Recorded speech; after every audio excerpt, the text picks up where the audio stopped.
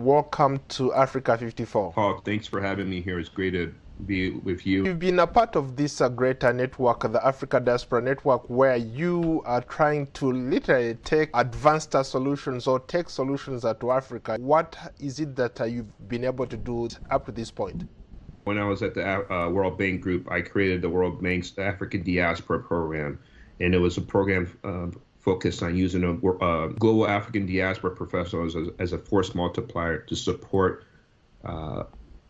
providing technical assistance, mentorship for innovative solutions. Right? Yes, a lot of it was focused on tech and ag tech, that sort of thing. Fast forward today, we work with African universities, institutions, innovation centers to focus on deep tech challenges that we are dealing with. Everything from climate adaptation to clean tech to growing more food.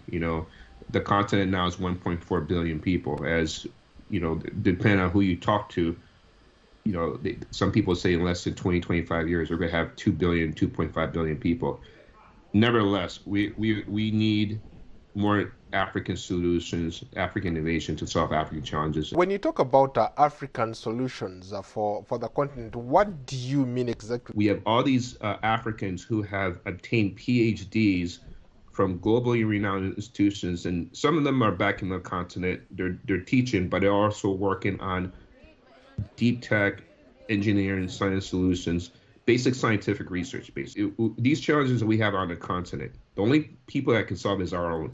Right, and African, because of our climate, tropical tolerant climate, dry arid conditions, we can provide solutions to the rest of the world that nobody has ever thought about. And also, there's national security implications too. There are people who are developing innovative solutions that can be used to support cybersecurity. There's some really interesting things going on the continent that can really help solve challenges, but also support our allies. You brought up a very good point. There are a lot of people who argue that the intellectual balance of power has been shifting in our favor.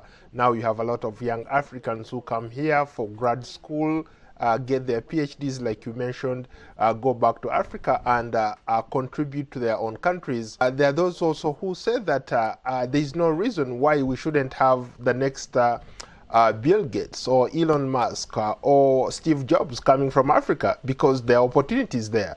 You've done a lot of research in that space. What do you see on the ground? There's innovations everywhere, right? There's a young lady in a village somewhere that's bringing innovation to bear to solve a challenge. There's a young kid somewhere who is playing with some toy, and they've used what they can in their community to make a small toy. As he or she grows up, how do we get him or her to come up with their own version of the African EV, automotive or vehicle transport?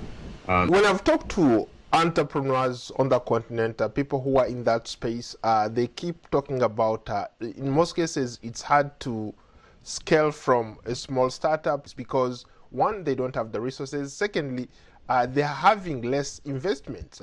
People are not investing in their startups, and maybe that has hampered their growth. What role can the diaspora play to sort of like solve that problem for these young startups? On the continent, mostly in the English-speaking countries, you're seeing more these innovation, entrepreneurial, these entrepreneurial ecosystems, incubators, accelerators, and I would encourage the young people who have these interests and ideas to go on these places to test an idea. You'll find a mentor, you'll find technical assistance. What do you think is driving innovation in Africa? Because we have so many challenges, because we lack baseload power. Most countries are power deficient. To have an innovation ecosystem, it's very, very important that you have a support system, local support, and then your own diaspora. Thank you so much for your time, Nii. Thank you so much, Paul. Appreciate it.